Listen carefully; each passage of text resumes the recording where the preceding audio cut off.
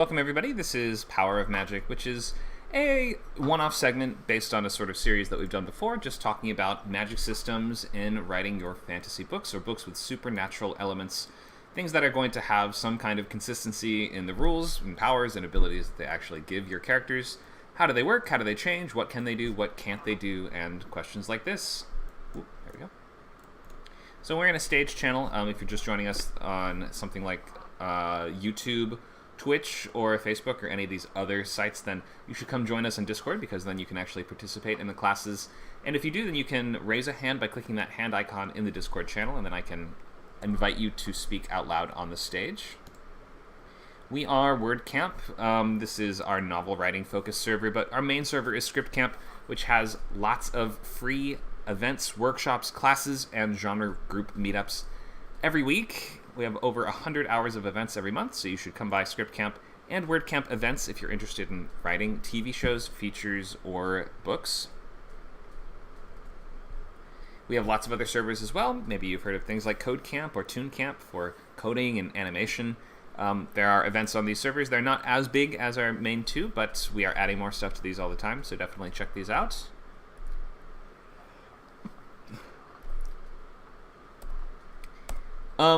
We have a bunch of table reads. I'm not going to go over the every event coming up, but we have 2 script swaps a week, 2 different prose readings, and 3 different table reads of scripts. So lots of chances to get your work read and get feedback on it from the community. Here's just a list of everything we have coming up. We will have new boot camps that will be starting at the start of next month, so that would be early April. We'll be doing new sessions of feature and TV boot camp, and we're working up towards this new novel boot camp as well that will be starting in late March, early April. So in a couple weeks, we will be starting new sessions of everything. So if you're interested in writing something brand new feature, play, pilot, or book, then there's a class for that.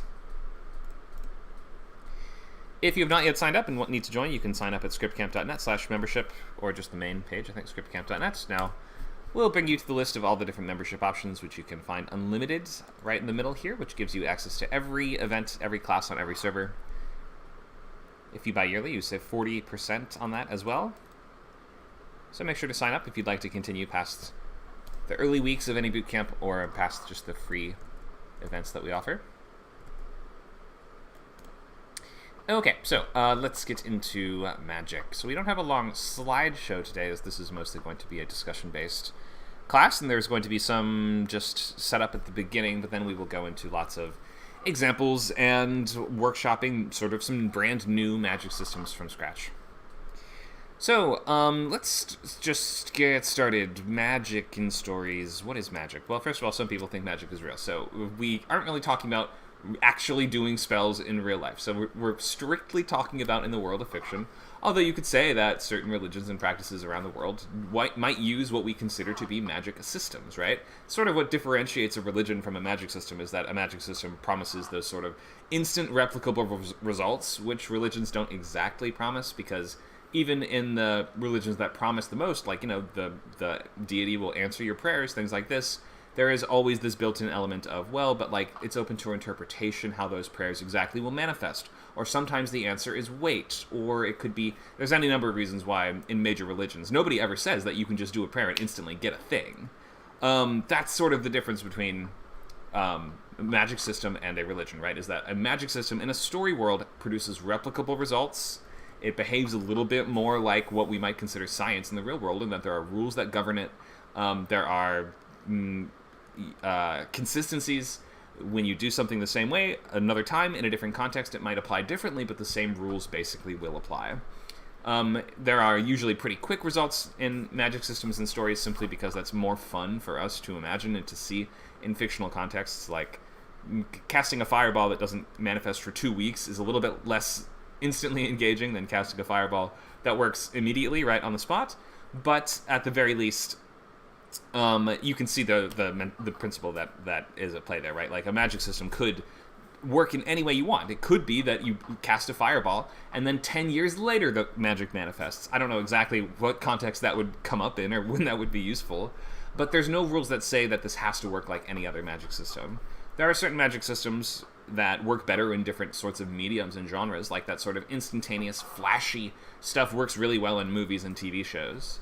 And you can see why that's why movies and fantasy movies and fantasy shows tend to be really big budget affairs that have lots of special effects and monsters and fireballs and all these lightning bolts and things like this, because to focus on the purely mental magic would be difficult to portray and would not look as exciting in a movie or show. Whereas there are some books with magic systems wherein the magic plays out entirely in people's minds, or it's entirely invisible, or you don't have to actually cast any magic words to use it.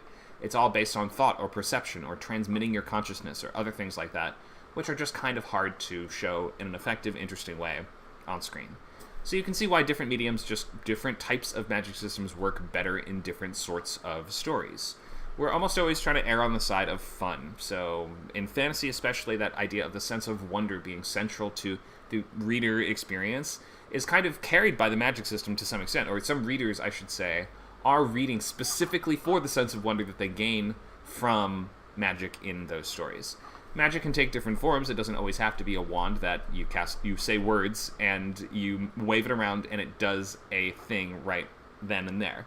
You have to kind of broaden your imagination of how these things could work to really use them in stories if you consider that you're not locked into the tropes that you've seen before. You can certainly write in the tradition of something that you've seen before, like if you want to use straight Vancian magic, which is the name for the sort of D&D style magic. You have a number of spells that you can use per day, and you expend them like ammunition. That sort of thing, that's called Vancian magic, after the author Jack Vance. You can write that. There's nothing preventing you from doing that, and if fans of the genre are going to be reading something that typically fits into the other tropes of that sort of story, they'll probably expect a magic that works more or less like it normally does in those stories. So if you're writing D&D style adventures, Vancian magic is kind of par for the course. That said, you can always innovate and expand and say, I'm running D&D style books that have crazy different magic, where instead of wizards casting fireballs, it's all based on ideas. So when you have a strong enough idea, it manifests into reality. And therefore, writers in this world are a form of gods, because the more ideas that they have, the more that they can summon creatures that come to life around them, things like this, right? Completely different idea, non-Vancian at all. Wouldn't probably not even work in a game in the same context. So you can see why some systems are easy to sort of gamify, easier than others to gamify, right? If they're based on concrete, hard numbers, those are usually going to be a little bit easier to gamify and include in things like video games, massive multiplayer online role-playing games, things like this. Tabletop games where we want people to buy the book and be able to look through and choose the options for their character, what their character is going to be sort of capable of in this world, and then they're going to be able to mix and match those with different other options that the game gives them to build the exact sort of character they want. Not every story has to have a magic system that is that versatile, or is that accessible to everyone, or is that designable or customizable. That sort of just works in games really well, because it's fun to have a pool of points that you spend on different abilities, like sub-abilities within a larger category. Like, you want to be able to give your players options. A lot of the time, players they don't always want to use their creativity to come up with all the rules themselves, so it's helpful to have options that simply act as buttons they can press on their sheet that tell them what their character will then be capable of. But you can have a sort of more abstract magic systems in stories that are not interactive with players, right? Because any system where players have to be interacting with it, they have to understand the rules as well as you do. Whereas in stories, the characters don't have to understand the magic, right? Can somebody think of a fantasy franchise where the characters themselves don't understand the magic, or the rules are just not very clear to anyone?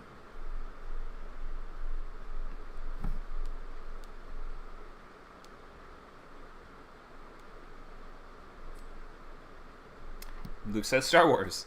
Yeah, Star Wars, pretty big difference between the movies and the video games and the books as well, right? They all sort of interpret that same sort of central magic system of the Force in different ways, right? Can you talk about the differences and how different adaptations interpret the magic in Star Wars?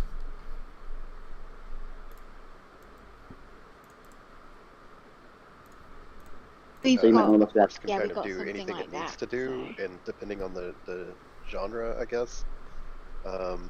You need it to bring someone back to life, if you need it to do time travel, if you need it to do, whatever it is. It just kind of doesn't seem to have rules. So are you talking about I missed the first part. Did you say this is in the movies, or this is in the franchise as a whole? In general, just in the franchise as a whole, yeah. It seems like in games they give it sort of like healing powers and that kind of thing.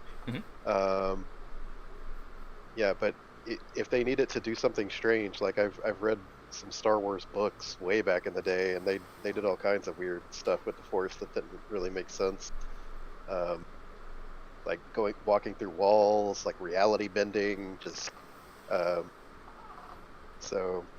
Yeah, so pretty much everything except time travel, which is sort of the one thing that Star Wars. And they have done time travel with it, I'm pretty sure. In some of the books they may have touched on it, but those are all non-canon now. In any case, for the most part, time travel is usually not a part of Star Wars, which I'm actually pretty grateful for, considering how complicated it makes various different franchises. But in any case, so yeah, we have different interpretations depending on the many different authors that have written in this series, right? So I would say that for the most part in the movies, we err a little bit more on that sense of unknowingness, mystery, and wonder when it comes to the Force. It's like, what can Obi-Wan actually do in the original trilogy? I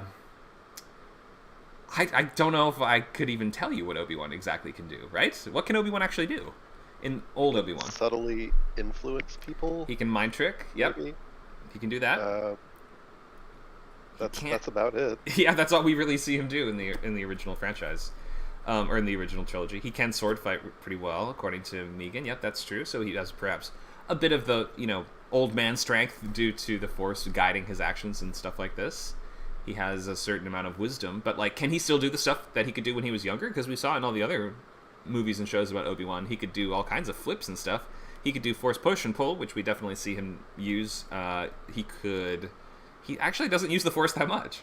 Obi-Wan is not I guess that's not his strongest suit. But within the video games, we have to be a lot clearer about what each power's limitations are, right? To the extent that you have Force points that you can spend on different powers and abilities. Where in the movies, are there Force points? No. In the games also, there's this idea of you have to pick up power-ups to use the Force abilities in some games, right? Like think of Jedi Academy, Jedi Outcast, games like this, where they're sort of like floating in holocrons on the ground that you have to pick up. And you were right, also, the healing that they use in the games is much more substantial than they use in the movies. Although in Rise of Skywalker, at one point, she does use the Force to heal a big lizard monster, so it's like sort of just not that incredibly well defined what the Force is or how it works. It kind of depends on the rules of that individual entry in the franchise, is how we kind of determine what can it do here in this context with the abilities that your characters have access to. Any other thoughts on that from Luke?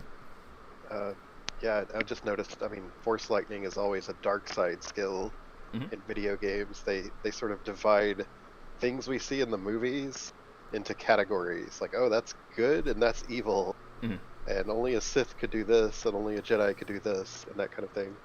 Yeah, and so the Force has two sort of main sub-magic systems, which are the light side and the dark side, which they operate with different rules. You get powerful in them in different ways, and they give you access to different stuff. Usually, the light side powers are more based on helping and healing, whereas dark side powers are more about hurting and controlling. But then again, is mind trick a dark side power? Because seemingly no. Right? It seems like it's just a neutral Force power. From the Jedi's own code and rules, it would almost seem like it would have to be dark side, but it's used by everyone, and they don't seem to think it is. So yeah, it's kind of, it's hard. Morality-based magic systems are weird because we don't all agree on morality. Right. That's the problem I was going to point out. Like, the Paladins are always the bad guy to somebody, Yeah. Same with the Jedi Knights. Right, exactly. So it's like the balance of a morality-based magic system has to kind of be in such a morally black and white world that everyone can tell what good and evil is, or else it stops making any sense. Like having a good or evil, you couldn't have the Force in Game of Thrones world, because what would the light side and the dark side even be? When everyone's doing so much messed up stuff, is everyone just dark side, or is it that light and dark don't exist in that world, right? So, magic and morality can have this interesting kind of intersection when one is powered by the other, right? Because it can reinforce the themes of your world. Having a magic system that's based on good versus evil makes the most sense in stories with a very black and white sense of thematic morality. Thanks for the thoughts on that, Luke. Becky, do you have some thoughts you want to share? Yeah, I was just going to say that a lot of younger children's books tend to have magic systems that are less kind of rigid and more sort of just seeing the world differently. So, ones where animals talk, there's not always a reason why they can talk, they just can talk. Mm-hmm. Or Roald Dahl, where he has the witches, and there's kind of inbuilt rules in it, but in a way it's like imagination. I mean, you have the BFG and the giants go and collect dreams, so it's kind of like anything goes a lot of the time with younger children's magic. Yeah, younger audiences have less of a sense of requirement of suspension of disbelief, I guess, because their suspension of disbelief is already lower than most adults. So you don't have to, counterintuitively, you have to explain things to older audiences more. Because they'll be looking for rules and consistency where younger audiences won't, or they won't care, or they kind of like that it's not that definite. Go ahead. Yeah, a child just accepts that. Oh, this character can talk. This animal can talk. Okay, Right. It's just kind of when you read, there's one I love, which is it's my favorite children's book. It's a place called Perfect, and it's all about this town that's like people are making everybody behave a certain way, and they give people rose tinted glasses, literally, so that they see this place differently, and they're literally growing eyeballs in as plants, right. Rose tinted, to transplant to give people rose tinted eyes. And it's like, an adult, I mean, my mum read it and she's like, I don't get it, I don't understand it, like, why does rose tinted glasses make them see the world differently? But a kid's like, oh yeah, people say rose tinted glasses, yeah, that makes sense. Mm-hmm. So that sense of metaphor is just also real, kind of. It is easier to leverage into your magic system if the audience is more willing to just automatically accept that, which is not to say you can't do that in an adult series. You definitely could, but it being so on the nose and obvious is almost to your benefit when it comes to a younger demographic, as opposed to with an adult they would almost not trust the rose tinted glasses, right? Because they know the full connotations of that phrase. I would also argue that when the younger you write, you still have your rules in place, obviously. The younger you write, the less explanation for the magic you should have. Right, exactly. Because it can almost destroy it if there's an explanation for it. To them, it's not magic anymore. Mm-hmm. Think of something like Toy Story. The magic system in Toy Story is pretty simple, and it's something that a kid could have thought of, because it's kind of something kids already have thought of, which is the nice thing about it, right? Which is when you go out of the room, the toys come to life, or they're always alive, but when you are in the room, they're in a dormant state where they sort of want to be played with, right? Then when I guess they're sort of brought to life in the first place by the love and playfulness of children is sort of what powers them. And then the idea being that when they're being played with, they consider that kind of key to their status and hierarchy, like whoever gets played with more in their dormant state is like a more important toy. But I don't think it's that if they don't get played with, they turn into an inanimate object forever, right? Is that part of it? I haven't seen the fourth one. Maybe that they don't die as such. No, so they don't die, right? It is like being played with that brings them to life. So there's rules, but there's not anything that says, I don't know, a company managed to implant some AI intelligence into them and that's why they're alive. It's exactly. Just, of course toys are alive. Right. Why wouldn't they be? And nobody seems to know about it because kids already sort of act like that's true. And the fact is, if a kid even were to tell an adult about it, they wouldn't believe them. And when they get older, I think the kids would not remember, right? Isn't that how it usually works in that sort of system, where they sort of assume that was all just like childish fantasy? That was Mary Poppins. So in Mary Poppins, in Mary Poppins Returns, the film, I'm not sure about the books, the two children from Mary Poppins are now grown up, and Mary Poppins comes back to help their children. They have these vague memories, like they recognise Mary Poppins. Mm-hmm. They've forgotten all of the magic.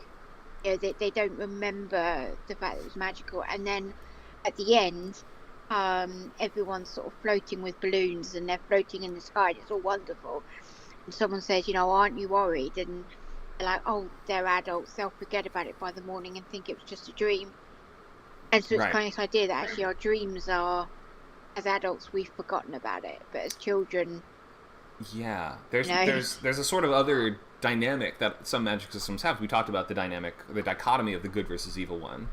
There is another really strong and clear dichotomy in a lot of magic systems, which is the division between adults and children, and the idea of belief sort of factoring into how the magic works. Either you believe, like Santa-style magic is the same thing, where the more that you believe in it, or sometimes the more people that believe in it, the more powerful it is. And the fact that children have that lower level of suspension of disbelief means that they proportionally give more of their belief to the things that they, the supernatural stuff they interact with, right? And it makes sense in, to real life when we say, we always say it's children and dogs that can see the creepy things. Mm-hmm. It's always the children see the ghosts, or the children, and the adults are like, oh, don't be so silly. Yeah. It's just an imaginary friend until they find out that it was a dead woman who died years ago in the house. There's a really, really subtle moment in The Ring from 2003, the amazing, very popular American horror movie, The Ring, which I assume you've seen at some point, Becky. You've seen I this, right? prefer the Japanese version, but yeah. You do, okay. But so in the American one, there's a great moment. So the whole series is about, at least the whole first movie is about the connection between parents and children. And the idea being that children are more attuned to or sensitive to things like not just magic, but also each other's feelings and things like that. The disconnect between the mom and her son is a huge central part of the movie's dramatic structure. But because the kid is the only one that can perceive and the only one that really believes that Samara is a magic ghost and everything, there's a scene where Rachel first goes to Shelter Mountain Lodge, and the guy behind the counter is just doing card tricks, and he keeps trying to do card tricks, and he keeps messing them up, and at the end of the scene, he's even like, was this your card? And she's like, yeah, that was it. And it's clearly not. I think that scene is there to really show even more that disconnect between the supernatural and adults and children, right? The children have this really intuitive sense of the magic, and the kid doesn't even really question it when he starts getting psychic messages from this dead girl, right? But adults have no understanding of it or connection to it and can't even make a magic trick work.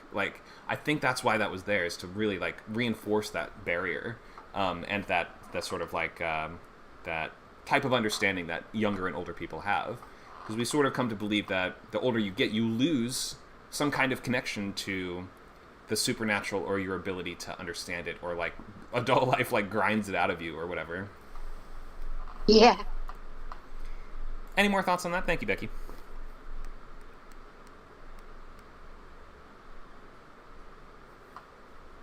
Oh, that sounded I feel like the way I said that made it sound like I was dismissing her right away. Any more thoughts? Go away. But I really meant, thank you, Becky. If you have any more thoughts, feel free to share. Sometimes I just talk No. That's fine. I was just say that Lasagna put some comments in the chat on here. I don't know if you can read them. Oh, great. Is this about... She says there's 3 books, Savvy, Scumble, and Switch, where there's a family, they reach the age of 13, they get their savvy. Savvy can be anything from being able to move mountains, being perfect at everything you do, and seeing the past and future. Okay, so it's a little magic talent sort of thing.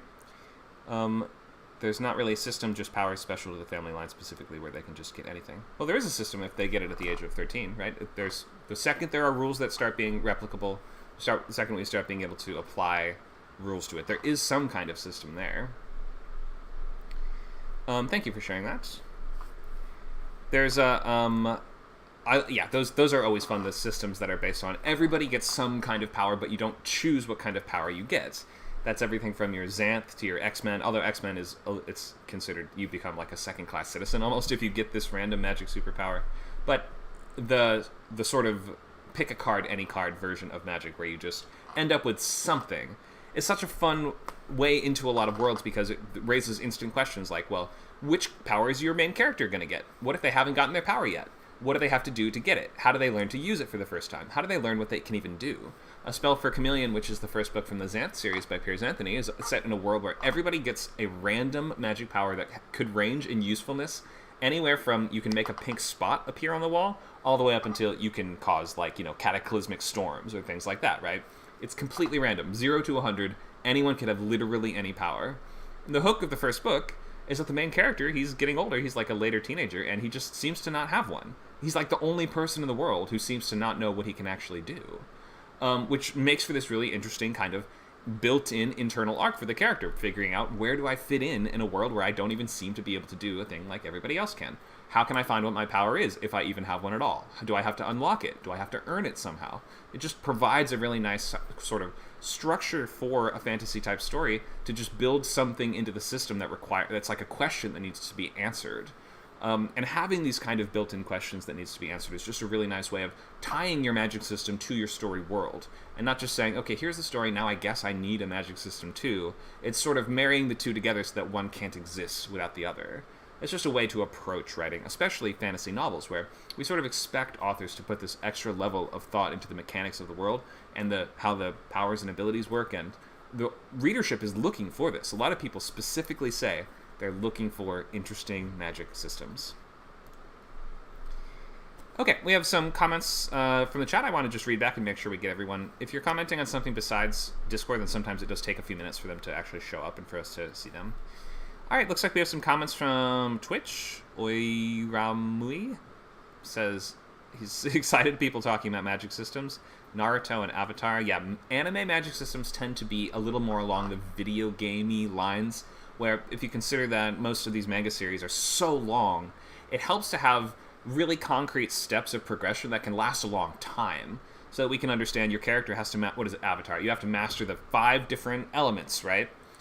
He's the airbender. I haven't actually watched or seen Avatar, so everybody's going to yell at me for this, but I understand the idea that in an elemental system that's sort of based around the idea of you have to master each element separately in order to kind of become the master of all of them, and that's the most important person, the best person that everyone would like to be.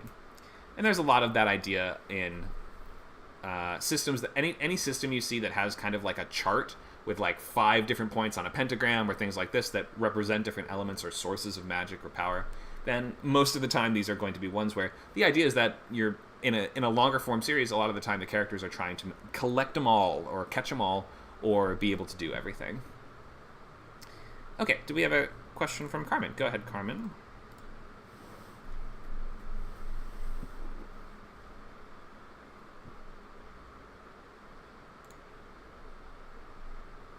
All right, you're on the stage, Carmen. You'll just need to unmute your mic. Okay, when I was reading Sabriel, Mm-hmm. I had that sense of the magic not being really well defined, and I felt like I was like floating in and out of different dimensions when I was reading it. It was like going from like a concrete world to like an undefined world, and it's like you have to be a kid to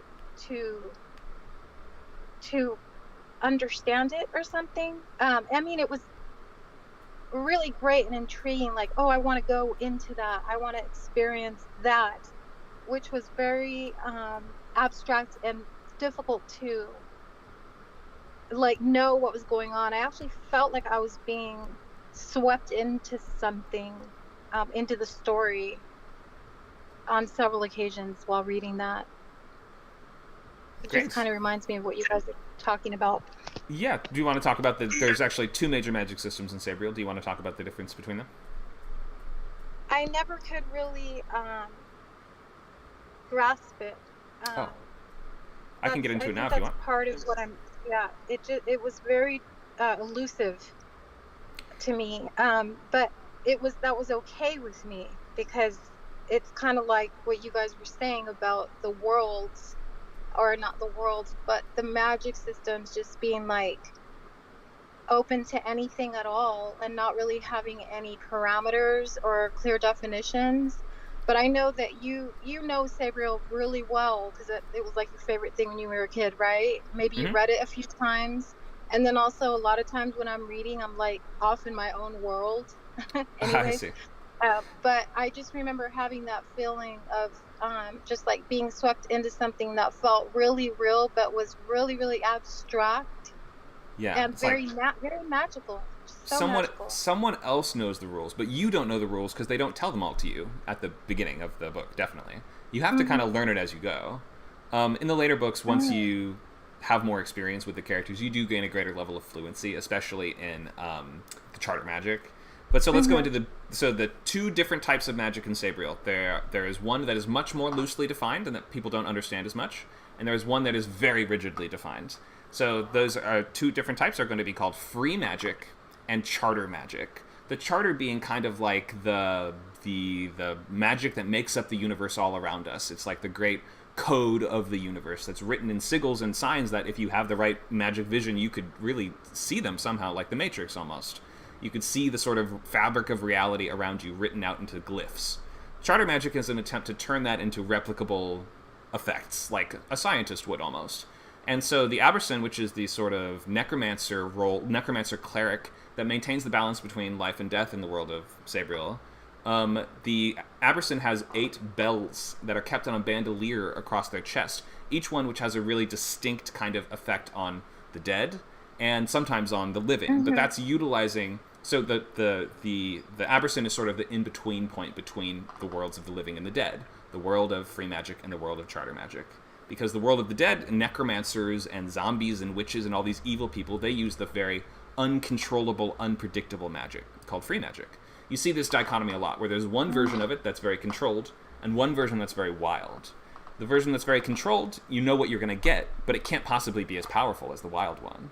The wild one can do things that are way, way bigger, but no human being could possibly wield that power efficiently or effectively, and so it tends to be used by those that are kind of evil, right? Because evil people want to have more power and don't care about the consequences.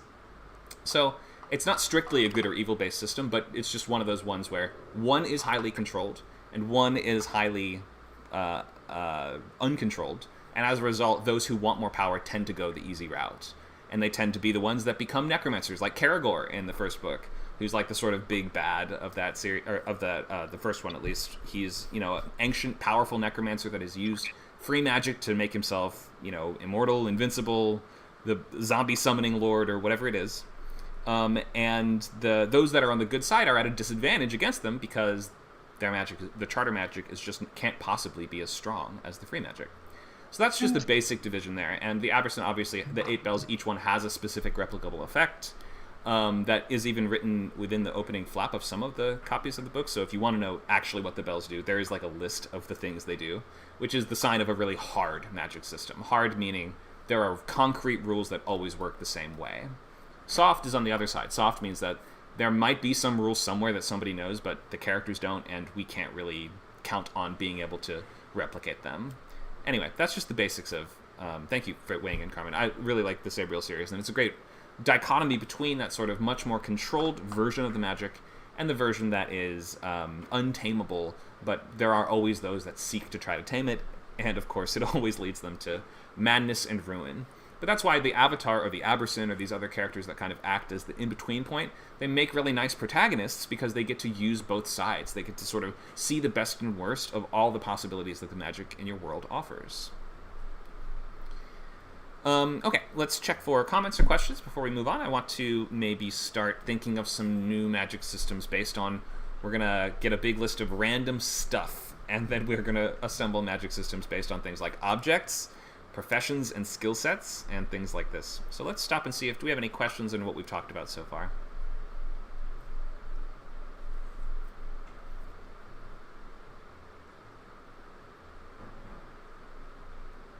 I feel I'm also talking too fast, so I'm going to try to tone down the cocaine energy that I feel I often exhibit. Anyone want to speak up? Eden, go ahead. Hey, for clarity, I did see Dan raise his hand before me, so just so you know, it would be fair for him to speak first. Okay, thanks for that. Dan, go ahead. Thank you. I've never understood this idea that somehow evil magic is easy to just do. Like, just because it's evil? I never understood that logic. That, oh, suddenly I could just... Raising the dead raising the dead and controlling armies is a lot easier than a simple shoot fireball spell, which is not evil. I've never understood these sorts of logics. Let's talk about it. So, we have this idea that the evil magic is easier to use, or is it the other way around, right? Is it just that the easy thing, like in the case of Sabriel, which we were just talking about, it's not that it's based on morality, it's just that the one that leads to quicker power tends to be the one that draws evil people to it. It theoretically could be used by a responsible good person, but just it often isn't because the consequences are so dangerous, right? I think it's just in that case, it's that it's not morally dictated, it just happens to gravitate towards people that want that result. And I think a lot of the time we sort of do, just in society and culture, have this idea that the quick reward is usually, like, if it were easy to get good stuff that everybody wants, then everyone would do it, right? So we might think that the easy, quick way to rewards and riches are usually going to be either fraught with danger or have some kind of cost associated with it, right? Yeah, but it's always like necromancy or demon magic. But what about just simpler stuff? Like, I don't know, simpler but easily as dangerous thing, like fire, or perhaps more disturbingly, charm magic. Someone who just uses enchantment and goes and says, bark, slave, and you bark because the magic tells you to. Right. Obey. This is what we were talking about earlier. A little bit more dangerous than a couple of demons that might just turn around and say, nah, die.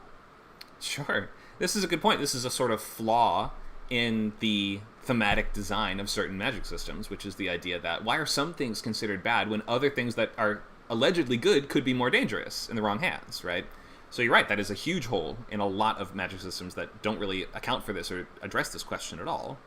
I think a lot of the time the idea being that and this is also very based on where we are in the world too. Death equals evil equals bad is like a super Western world idea, whereas I think in more Eastern style magic systems you won't always see necromancy equals evil or death equals bad. We, in the sort of like world of Christendom and Catholicism and like a Puritan influenced society, I think that our relationship with death is very different. This is almost a separate topic, right?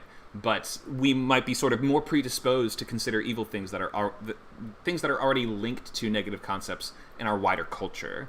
Like, death is considered bad and wrong in Western culture for the most part. It's something we don't want to think about. Or in anime, you see the demon lord is using the bad magic. It's always a demon lord or an undead guy too.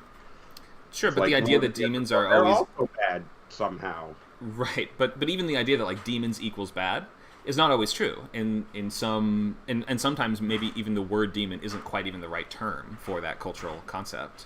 Like a yokai, for instance. Is a yokai a demon? Or is it a fairy? Or is it an elemental? Or is it kind of all three? You know, so it's like, they don't always translate perfectly between cultures.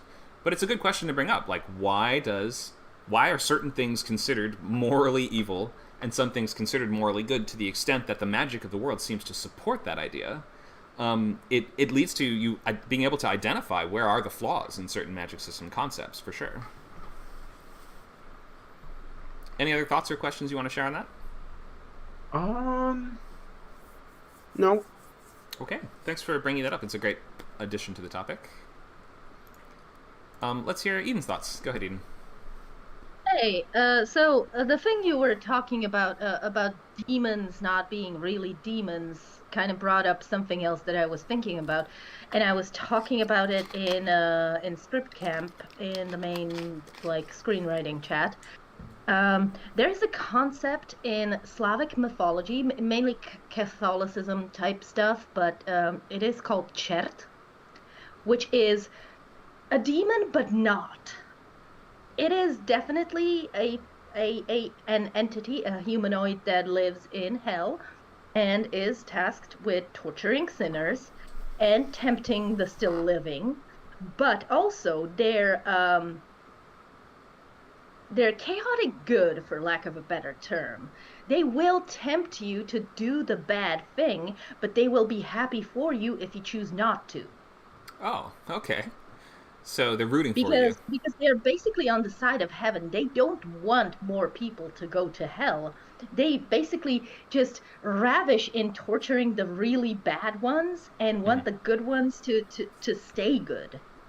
Because they get the ultimate, like, reward, going to heaven and being fitted for a halo or whatever it is. I always wondered about that. But my question was... sorry? You go for it. I had a different train of thought, but I'd like to hear your question. All right. So, So, in these magic systems, I have this concept in my head, and I am slowly but surely putting it into fruition somehow. And it is this... have you ever heard of changelings? Children swapped for fey children. Yeah. So I'm toying with that concept, but in a way like they would be a cuckoo.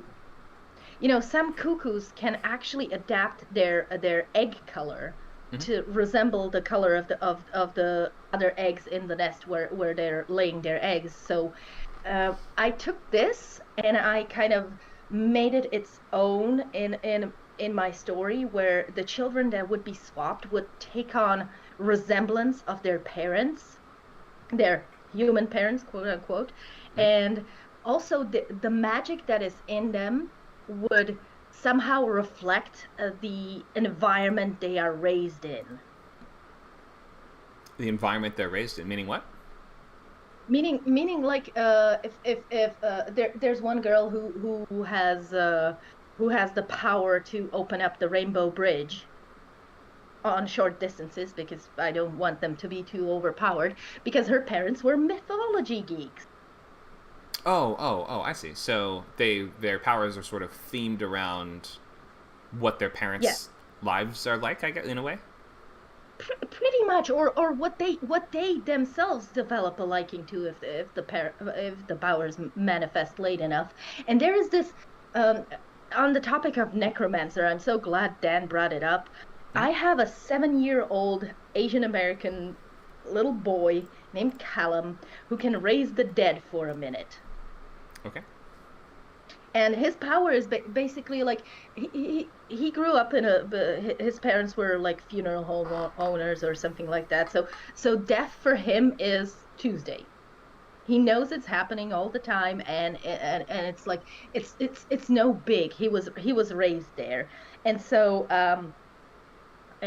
like if he sees someone shot beyond recognition and he's asked to can you please ask this nice man how that happened, he'll just go over to him and just be like, excuse me please sir, can you tell me who shot you? And this guy would just wake up like Have you seen Pushing Daisies? I have. That's a great show. So it's like that? Isn't that what Ned does on Pushing Daisies? He brings people back to life for a minute to ask them how they died? Well, he can re-kill them as well. But I did not know I unconsciously channeled that. You're right. I love the show. I'm not saying you can't write your thing. Obviously you can. I just wanted to make sure you had seen that as an example of how it works. And definitely. It's a jam. Yeah, and it has a really rigid magic system too, which a lot of fantasy shows are kind of, like the rules come and go to some extent, but the rules are kind of central to the premise of Pushing Daisies. Maybe absolutely, you're a big fan of the show, I love right? the way they're dancing around it, like the scene of them kissing through that cellar foil. That was just, oh my heart. Yeah, it's awesome. I realize we might be transitioning topics a little bit. I would just love to talk about Pushing Daisies. So the question is for me, do you think that like nerfing to an extent these abilities, like little Callum being able to only raise the dead for like 20 minutes, but that window of opportunity makes it easier to potentially fix them if the wound is somehow like fixable, not in the shot beyond recognition kind, but Wait, I'm sorry. What the question was? Does Like, that ability work? is the nerfing that I came up with is that sufficient, or is it like too OP? Is it too OP or nerf? These are like video game terms, right? So just for those who don't know, maybe we should tell everybody what this means. So OP means meaning overpowered, right? Yes. Okay, and nerfing meaning to reduce the power or competence of a character? Pretty much, yeah. Okay. You especially in for balance reasons, I guess, is the connotation of nerfing, right? It means like because I don't want them to be like straight up super people that could potentially fix the world and then go back to doing whatever they were doing previously, you know, because that is so damn easy for them. Okay, so your question is, how do you limit this power of raising the dead to talk to them? Right? No, if I limited it well, because for him it's just like for 20 minutes. For 20 minutes. Oh, okay. And then after 20 minutes, what happens? They re-die. They die again. Okay. Unless you can fix them, you said, so you can heal them in the time that you bring them back for. Okay. So just imagine the person has died of a heart attack. Okay. And Callum reanimates them. But their heart isn't beating. They are just capable of... They're just basically a zombie. But in that 20-minute window of opportunity, you incorporate chest compressions and stuff like that, and the person comes back because their brain isn't dead yet. Oh, okay. That's interesting. I mean, it's almost like the Princess Bride thing, where it's like, he's not dead, he's mostly dead. What is it that he says? I would think that wouldn't work after a certain amount of time, right? So if somebody had a heart attack 50 years ago, then you probably couldn't do it the same way, right? This is also another thing. He can only reanimate the recently dead. The recently dead. Okay. So, but I guess the recently dead would be the ones who had the greatest chance to potentially save. So there are two big... I mean, that's a pretty powerful aspect of it. The fact that you could save somebody in addition to just bring them back temporarily. And have them be totally back to normal and live a normal human health span? Or would it be like Pet Cemetery? Or maybe it could be like a second step to his powers, because he's, like I said, he's 7, he's still young. So maybe there's like steps to the powers. What do you think? Steps as in you gain more abilities over time? Yes. You could do it. I mean, for a longer series, it would especially work. If it's just one story, it's complicated enough as it is, probably. So you may not need to add more. Like, you already have a lot of rules. You may not need to add more. I would definitely make that into a series, because there is so many characters in my head just popping up as we speak, like daisies. So yeah. Fantasy series is probably the right medium for that then, because you can really include a lot of ideas in one work, as opposed to a movie or even a pilot, which is so short and needs to limit much more. Okay. Anyway, thank you. That helps. I don't even know if I addressed your question or your problem, but my question is it too much? Is it overpowered? But I kind of answered myself in this little rap session. It happens a lot, but thank you. You were there to witness it, and you helped. Okay. Just to answer the question, is it overpowered? The question is always like, compared to what, right? Like, what are you trying to balance it with? And in most cases, it like, your characters can just be powerful. It's fine to have a powerful character in a story. Like, balancing with... There's a dude who can talk to machines. And to any kind of machinery. So if someone has a gun pointed at him, and he just says, that gun doesn't work anymore. And it doesn't. Oh, so it's more than just talking to them. It's actually controlling machines through verbal commands? He can basically ask them nicely to please don't work for this particular instance, but if it's a computer, then he has to talk to it. But if it's a mechanical thing, like a pistol or something, or a Luger or whatever, I don't know what kinds of pistols there are. That's the end of my knowledge. Luger is indeed that's a pistol. If it's like this kind of mechanic or like clockwork or something like that, he can just say that doesn't work anymore, or it works now. Okay, I see what but in case of like smart things, smart quote unquote, like a smart light bulb or a mobile phone, then he would have to actually ask it and communicate.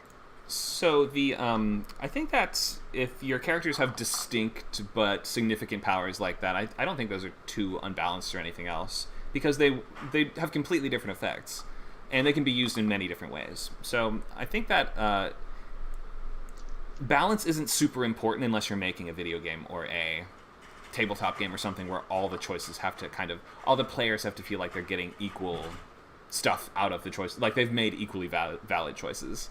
But in terms of books and movies and shows, I think balance almost doesn't quite matter unless it's something like, well, you're designing a war between two factions and we need to believe that they're at a stalemate or something like that, in which case, okay, then they have to be basically balanced, or else the story world wouldn't make any sense anymore. But in your case, I would say just go for it. Yeah, like include a bunch. If it's a world like X-Men where characters have completely random powers that could do almost anything, then it can kind of all come out in the wash in that sort of comic book style of like very high fantasy storytelling. So I think you're probably fine. I don't think I'm brave enough for high fantasy, but thank you for the confidence boost. Sure. I mean, yeah, like any story that has either multiple magic systems or multiple different sort of alternate species of elves and dwarves and things, often people will sort of call that high fantasy. There's not really one definition of exactly what high fantasy is, but that is how most people This is mainly concerning with the Feywild and the children that are basically human but with X-Men type powers. I see. Yes, the changeling abilities. I gotcha. Yes. Cool. So yeah. Thank you for the questions and thoughts. Okay, so, and thank you everybody who's contributed so far. So, we are talking magic systems, and we're at about at the halfway mark here, so at this point we maybe want to transition into more of a workshop-style session. So let's just go over, before I call for volunteers and things like this, let's just go over some of the very basics, and then what we're going to do is, I'm going to get a big list of objects and skills and things like that, and then we will design magic systems based on those. Okay, so let's start by just going over some of the major points and things that we should just all be on the same page about before we get into the workshop. So we talked about what is... I don't think we defined that word, just what is magic. In this case, we're going to talk about magic as being the supernatural forces that your characters in stories have the ability to utilize, usually in an effort to pursue their goals and to achieve their character arcs, right? So it's going to be not impossible things that happen in stories, that will never be possible. That's the difference between fantasy and sci-fi, is that fantasy elements are not possible now and will never be, whereas speculative or sci-fi is going to be stuff that maybe one day will be possible. I understand we can't always exactly know, and what at one point might be considered fantasy might later be considered sci-fi, but for the most part, the idea is that magic is impossible things that happen in stories, usually that either characters will have access to or will be able to interact with in some sort of meaningful way in the narrative. But then again, it's theoretically possible that in your story there was magic that created the world that is no longer accessible or something like that. In any case, impossible things that happen in stories. Are there always rules that go with magic? No, not super strict ones, but when there are, we call it a magic system. Do you need one? No, your story doesn't have to have magic, first of all. And if it does, it could use such a unknowable type of magic that we never even get to find out the basics of how it works. That's fine too. We talked about magical dichotomies, that dichotomy of good versus evil, or different perceptions of magic from young versus old, or animals versus humans is another sort of dichotomy. The natural versus the unnatural is a really common dichotomy to play off of in magic system design. We could get into well springs and things like that, but let me ask Becky what your thoughts are, because you just raised your hand. Go ahead, Becky. Yeah, I was just going to briefly talk about the kind of sci-fi fantasy where they intertwine, because obviously while there is a thing about, you know, sci-fi being things that plausibly could happen in the future, like Star Trek teleportation or things like that. Mm-hmm. Obviously there's also a lot of like the fantasy and sci-fi crossover. So for example, in mine, I have an alien species that the kids can communicate with. No one else can hear it, and it's pure energy. Now, I've been told by astrobiologists that I had a conversation with one it wouldn't be a species like that. So that's pure fantasy. So am I now in that realm of, even though I'm doing sci-fi, like it's sci-fi fantasy, it's a crossover? Well, basically, yeah. I mean, if you could find even one shred of, like, theoretically, maybe in some distant world, it kind of almost maybe could work like this, then you can always call it sci-fi if you want to. If there's nothing you can point to like that, then it is fantasy. But then again, sci-fi readers don't mind that much if there's a little bit of fantasy mixed in, as long as it feels like maybe there is an explanation in the world, even though we'll never learn it. Right, yeah. It's just a species that's pure energy, so it feels like a sci-fi concept. Right. And they're psychic, right? Yeah, they can communicate. They're like a hive mind. But they use, I guess we would call them psionics, in order to communicate mentally with people that are far away, like telepathy? Yeah, but it's with a certain frequency that only the kids can hear, because they're the ones who have got that frequency. They can hear that frequency. You know, like how kids can hear things that adults can't. Oh, wait, so you're saying they're actually hearing it with their ears? I wasn't sure. That's what I was thinking about it being, that it's kind of this. So one of the characters can actually communicate with it, although he doesn't know yet. That's because he's got it in him. It saved him when he was a baby. But he's effectively part of the hive mind, even though he's human. Oh, okay. So he's not hearing it with his ears. He would hear it in his mind. Our girl, to begin with, can hear it crying. And eventually it gets into her, with her ears. But yeah, eventually it actually gets... perceive it mentally, I see. Yeah, and eventually it gets into her bloodstream, and that's where... Because it's a hive mind, so it's pure electricity. It's kind of like a tree. You got this main, like, mind thing that is, like, at the centre, like the roots. And then the energy that's being harvested are like its leaves, so it's part of the hive mind, but as it's cut off, it's like then disconnected from the hive mind. Right. So as she goes from perceiving it one way to actually perceiving it psychically, you probably want to mark that with like a pretty clear difference. Like now, when I heard the voice, it was coming from everywhere, all like at the same time, that sort of thing. Because I hope you see what I'm saying here. If the way that she perceives it changes drastically, then that's something in a book that we could really showcase and like get more to the internal perception or response of the character to that. Whereas in a movie, we just watch them go like, "Huh, who's there?" Right, that sort of thing. Right. Yeah. Maybe I'll get rid of the hearing with the ears thing then and just have it in her head. Yeah, if it's just doing that from the beginning, then I guess you'll just have to make sure you're not setting or contradicting any rules. Like, can it contact? If it's telepathy from the beginning, then I don't even know if it would need to be speaking on any kind of frequency. Do you know what I mean? Yeah. So you might need to... Then I suppose... Go ahead. My only question then is, or maybe it doesn't need to be explained, but why specifically does it only contact the children? Good question. The only two children on the base. Yeah, I mean, we talked earlier even about this idea that kids and adults perceive the magic, or they can see more than adults can, or can perceive more than adults can. You can always come up with some, if you wanted to come up with some explanation. When you get older, you lose the ability to access this.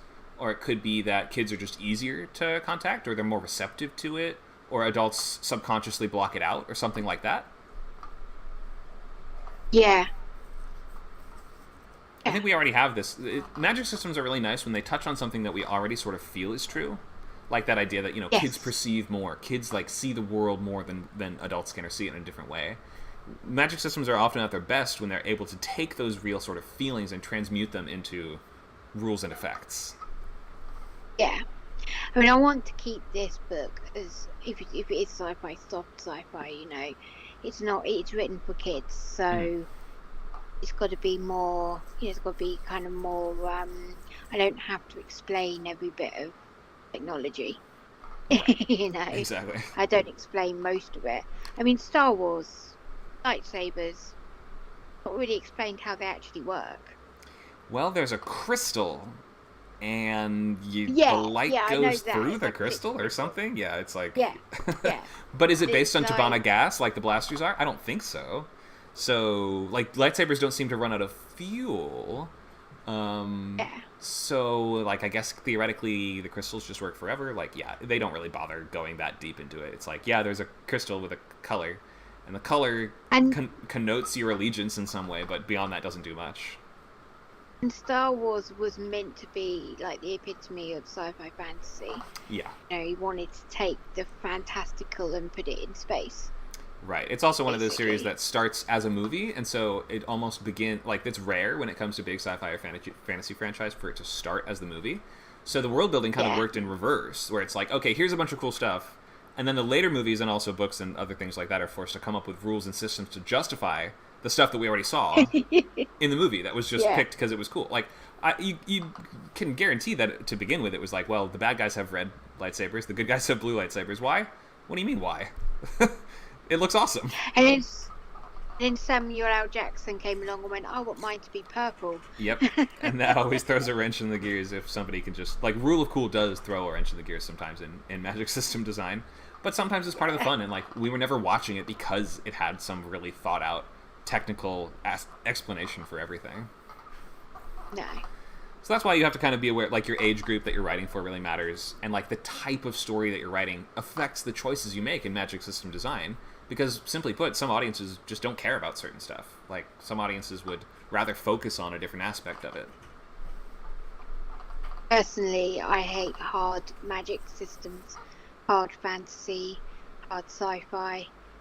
I really hate it. My husband loves Dune, I hate it. Whereas I'm more of the, let's go completely speculative. Mm-hmm. I love Harry Potter. There's a reason for the magic in the sense that there's rules and how it works.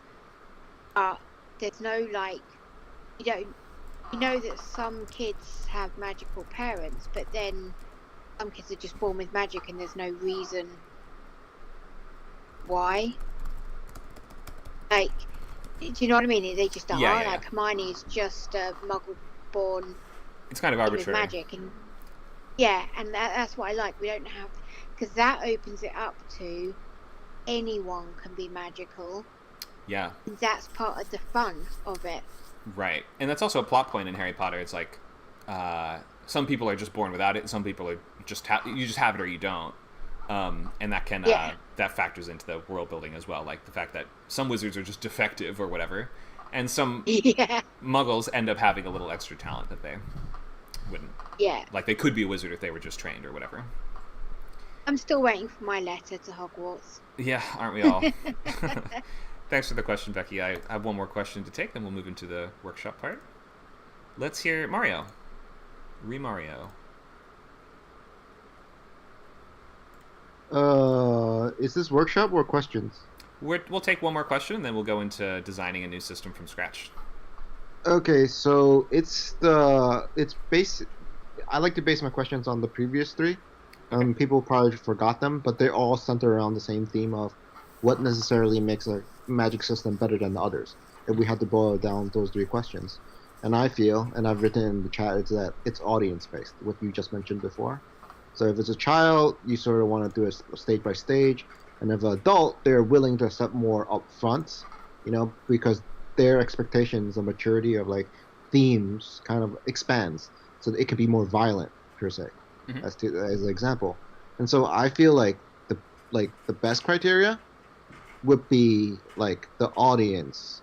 And so, like, my question is, what is the, like, if you had to boil it down to 3 rules to compare 2 magic systems, not 3 rules, any rules, arbitrary, what is the plausibility criteria test to compare 2 magic systems?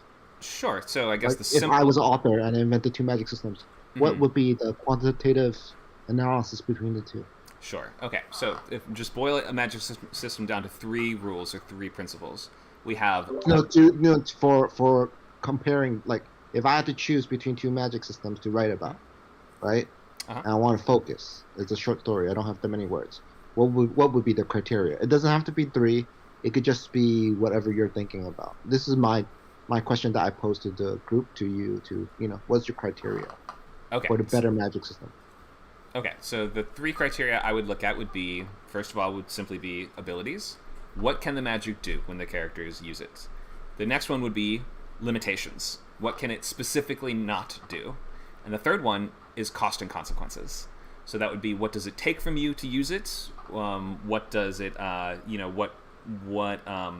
what price do you have to pay to use it? Who's allowed to use it? Things like that. If you practice it, are you going to be considered a witch? That's a big drawback or consequence. Things like that. So I think that's just the sort of like basic triangle of what can it do, what can it not do, and what will happen if someone does use it. What are going to be the continued effects or consequences of its use? But if two magic systems had all else equal, but like if all you did this criteria for both magic systems, like how would one be better than the other? Do you know what I'm saying? Like, how would one be better than another? Better to include in a story, or better for the character? Yeah, better to include in your story. If you had to choose one, include one into a story. Yeah, two magic systems, one based on blood and one based on fingernails. Okay. Well, it depends what kind of story you're trying to tell. You mentioned the audience or like the age demographic. That affects the choices that you make there for sure. But in choosing which magic to include in your story, I would look more in terms of like complexity as being one of the main defining factors. So if we're looking at this from an author's point of view, not from the character's point of view, then you want to pick something that's only as complex as it needs to be. You don't want to pick something that has more rules that will not be used, for instance, or rules that your characters have no way of ever learning or accessing or understanding, or a system that like your characters can't even fully grasp, so as they use it, they still don't get it. Like, those things can kind of get in your way and trip you up as you try to write those stories. So complexity versus simplicity would be the first thing I would look at as the author. The second thing would be fun. How fun and interesting is it? Is it just cool to look at? Is it like something that has a wish fulfillment aspect that's like, I wish I could do this? Or it would be cool to live in a world where this was possible? Or I've always wanted to see that monster or be able to use that effect or something like that. So just the sheer entertaining quality of the magic kind of tells us how would you want to choose which one to use for your story, because stories are entertainment before almost anything else. And then if we had to pick one more thing, I guess it would have to be that we're going to pick one from the earlier list I gave you, and it's going to be the cost and consequences, because those can make really interesting story choices. They can limit your characters, and they can find ways to like draw out the theme of a story. For instance, if the story is about the character needs to learn magic to solve a problem, the theme of the story or the dramatic argument of the story might manifest in, well, what did the character have to give up to do that, right? If you have to commit a human sacrifice every time you cast a spell, it's going to be a much darker tone of story, and it's going to present a certain type of character arc. So if I had to like boil it down, all three criteria, almost like what best immerses the reader into the character. So because the character will have to, the constraints are there so that the reader thinks about what to do. So that's immersion.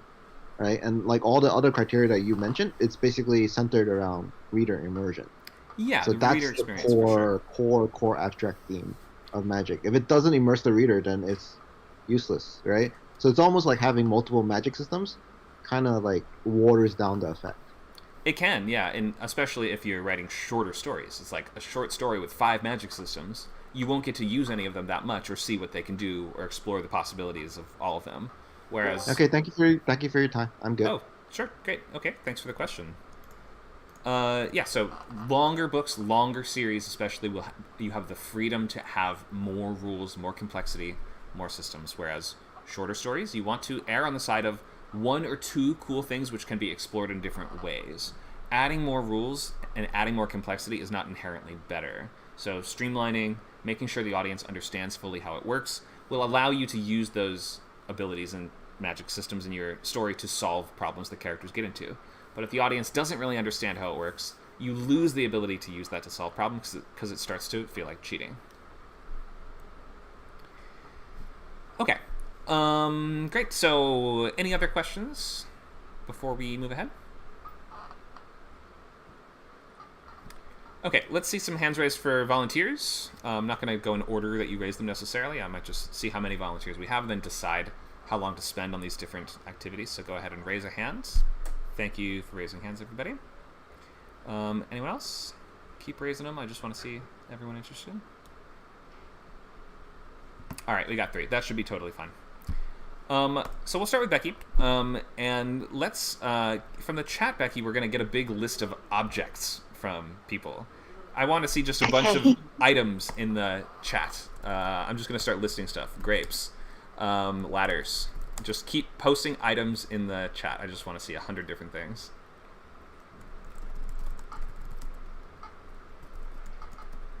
It was carrots.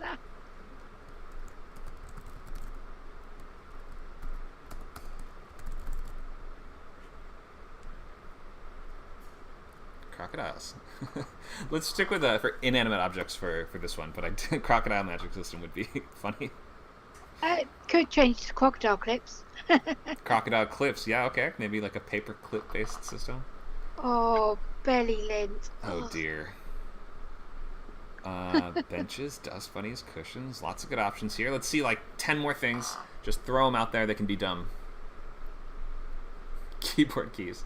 That's kind of cool. Keyboard keys almost makes me think of like Scrabble tiles, and there's definitely a magic system possibility there. That's kind of fun.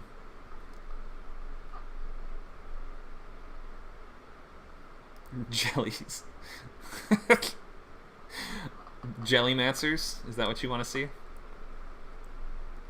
Clothespins, ribbons. Luke wants to see Jellymancers. Okay, when he volunteers, he can do that. All right, so Becky, which one do you like? I kind of like keyboard keys. Is my favorite. I kind of like. Bear in mind that I'm coming at it from a kids' writer point of view. That's fine. I'm kind of like Ellie Lind. Okay. I think I'll make a great like chapter book magic system. All right, if that's what we're going with, that's what we're going with. We gotta commit. Belly Lynch magic. Bellymancers? I don't know. Bellymancy? Question mark, question mark. All right. Well, trigger warning for this segment, I guess. But, so, Bellymancy. Let's think of some basics. What the heck is this? What can this do? And what would this be used for? I think it's probably like, you know, when you read the tea leaves at the bottom of the cup. Oh, okay. Form of divination, maybe? Yeah. So that would be used to predict the future? Yeah. Or discern hidden information? Okay, what else? You have to drink the tea. God. Why are you doing this to us, Mario? What did we do to you? But of course it would be more accurate than tea leaves, so it would actually like tell you what's going to happen. But only this one kid can actually read it. So she's always got to try and find a way to see people's belly buttons to be able to predict, to stop them from dying. To stop them from dying. Wait, so are you talking about you're looking into someone's belly button, or you're removing the lint? Would be less creepy. They're both creepy, Becky. We're in a nightmare already. So I guess you could say either way. Maybe there's a different effect for both, right? I think it probably has to look like in people's belly buttons. To read their fortune? Okay, so this is a form of fortune telling then. Okay, you mentioned only one kid can do it, so it's a rare skill. Maybe she does take it out. Maybe it's like, you know, a kind of the colour of it. Like, maybe it's not quite very lint, but she sees an aura of people, and it comes from the belly.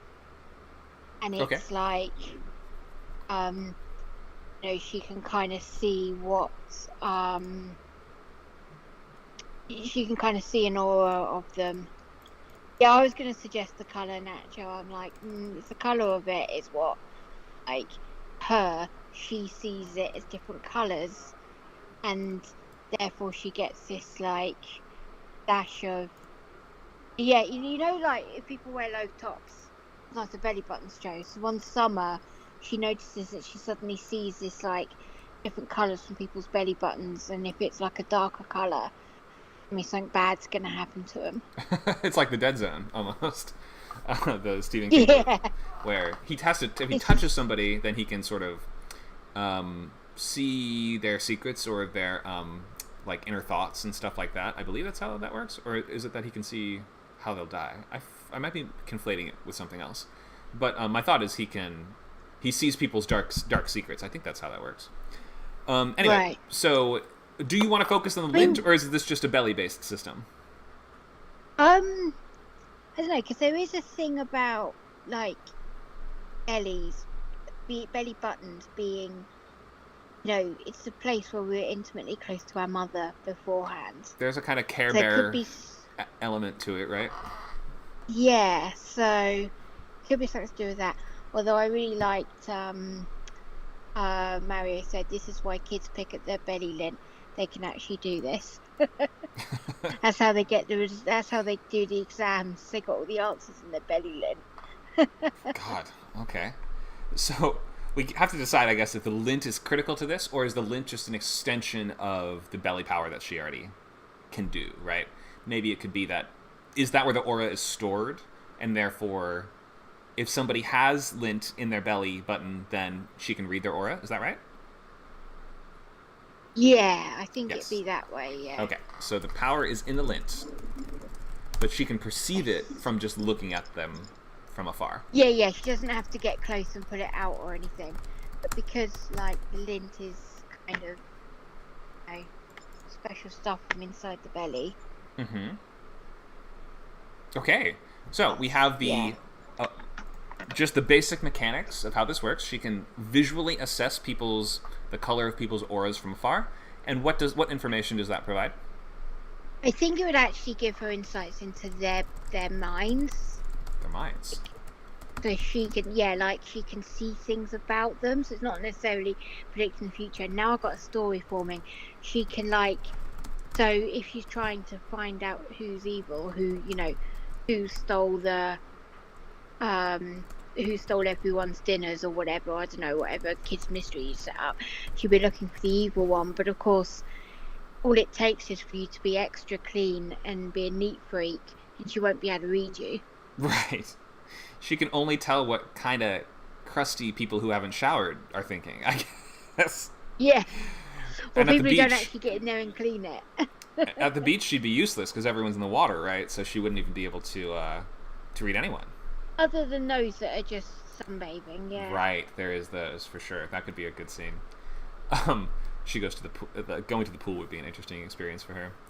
So this is deeply silly, but we can still use it. We can still figure out the basics. So if we say the power is in the lint, she can perceive it from afar. It gives her insights into their minds. You might even think to sort of thematically link this together, or make this make a little kind of magic sense, and that it feels like it makes sense. Is how we say somebody's like gut reaction or whatever is like what their sort of you go with your gut is sort of like your true intention or your true thought or your first knee-jerk response to something, right? So maybe is that how we can interpret that idea, that she can sort of see like what is their intention, mood, morality, or some other internal factor based off of the aura color? Yeah. Okay. And I was distracted a little bit by Mario saying, you need to pick at it, by the way, so it can run out. If you don't pick at it, you still need a fuel source. Right. So yeah, we might imagine that since it is limited I don't know. in quantity. I don't know, because in children's books, often when there's magic, they can't control it. Mm-hmm. So it is intruding into their lives. So actually, it'd be better if it's something that she doesn't control, and so it like hits her. And if it hits her like this really strong wave that's an assault on all of her senses, then it would happen at the most like inopportune time. The teacher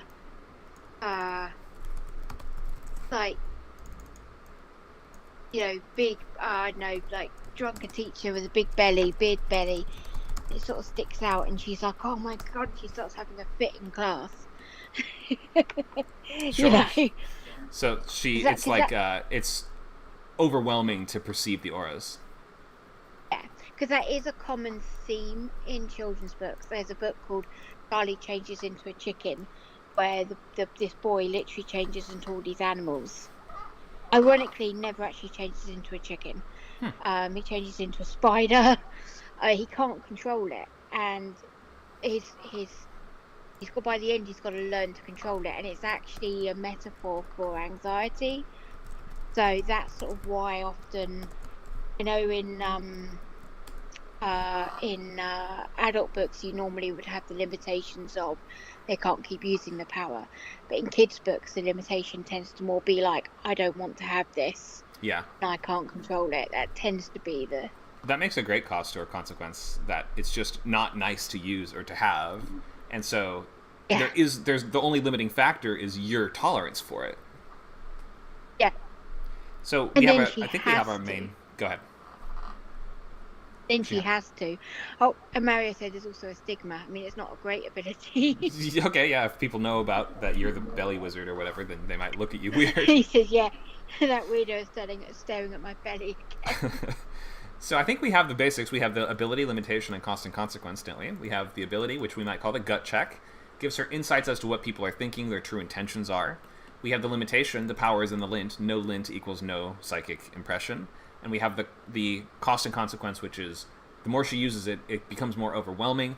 And the factor to stop her using it all the time is really just she doesn't want to. It's intrusive and unpleasant. Well, yeah, because it's that whole, where you wish you could, where people say, oh, I wish I could hear other people's thoughts. Mm-hmm. And then if you get that wish, actually maybe you didn't want it. Right, exactly. So, she says, oh, are you coming to my party tonight? And her friend's like, oh, no, I'm really busy. I've got to go see someone. And her eyes her belly just drifting red. down to the belly. Her friends are like, no, stop it. Yeah. I can see. Eyes up here. Eyes up here. Yeah. Hello. It's got to be able to go through clothing. Oh, well, yeah, I guess if it can't, then she's going to be lifting up people's shirts like a real freak, isn't she? Yeah. That would be a cost and consequence, too. It's socially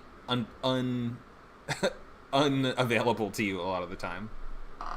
Yeah. All right. Anything else for Bellymancy, or a name for the magic besides Bellymancy that you want to give this one? Yeah, I don't think it should be Bellymancy because that doesn't sound very kid-friendly. Okay. What do you want to call it? Oh, I have no idea. We can come back to you. When you think of it, I can add it to the top of this one. It actually says, does belly jewelry improve the magic? Oh, good question. Or does it hinder it? Maybe if it's like a jewel, it might focus it, right? It could be why one of the teachers is extra strong. And that's the one that she thinks is guilty, is extra strong, and it's not. It's just that the not guilty. The She's teacher's just got a belly she's just ring. A belly dancer, yeah. She's not a murderer. She's just a dancer.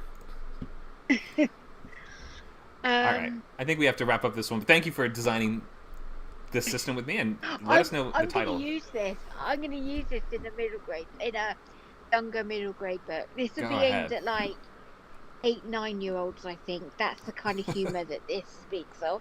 Yeah, for sure. That's a freebie. It's all yours. Not just as umbilical intimacy. There you go. Thanks, Becky. All right. Let's get more hands raised. Who else wants to do one? We have half an hour. I see one hand raised. Eden, do you want to start? And if I don't call you right away, keep your hands raised so I can see who wants to go next. That'll just be like our cue. I see Michelle and Mario, so we can call you guys after. Let's start with Eden. Hi, Eden. I absolutely conceptually love it. So which one? I want a challenge. You pick one. Oh, I pick one. Okay. Let's look at this big list. I see Michelle gave us spoons. Let's do a spoon one.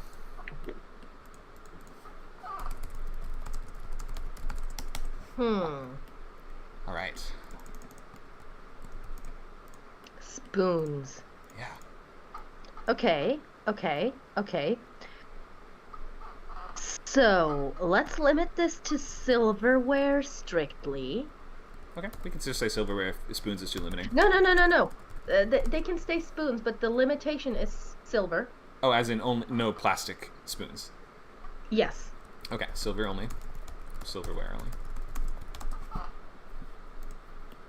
And the more precious the metal, the stronger the ability. Okay. It would be a.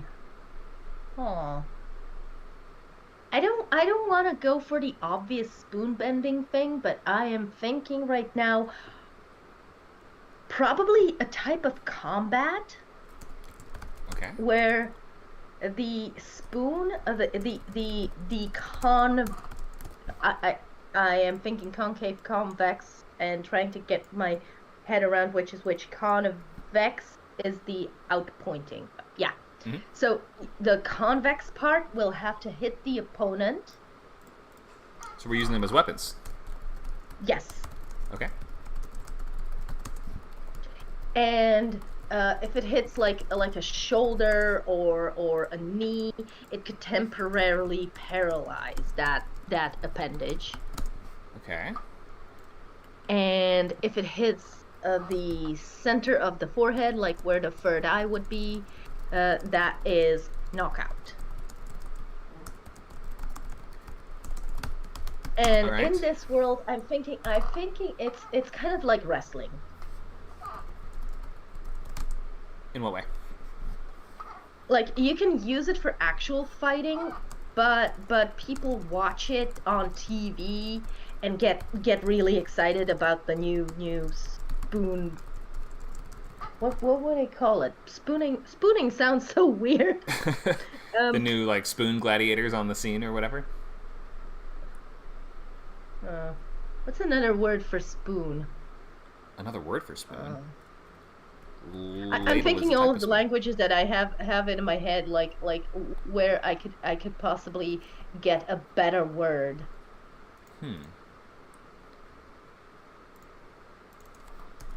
I mean, in Czech it's called lžíce. Okay. But I don't think anybody would be able to say it because there's too many consonants clamped together. What if we can come back to the names and specifically. Lžička, lžíky. Okay.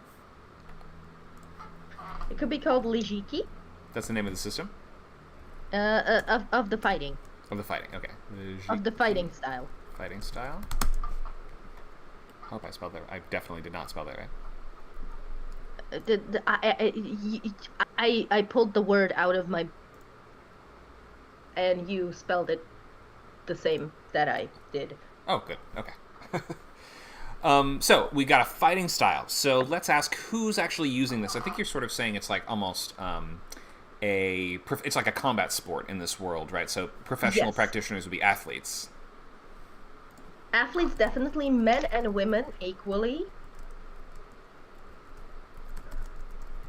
And you know how sumo is for specifically for larger body types? I'm thinking that this would be specifically for the petite. Okay, so it doesn't require a lot of strength to use. It's more based on precision and dexterity.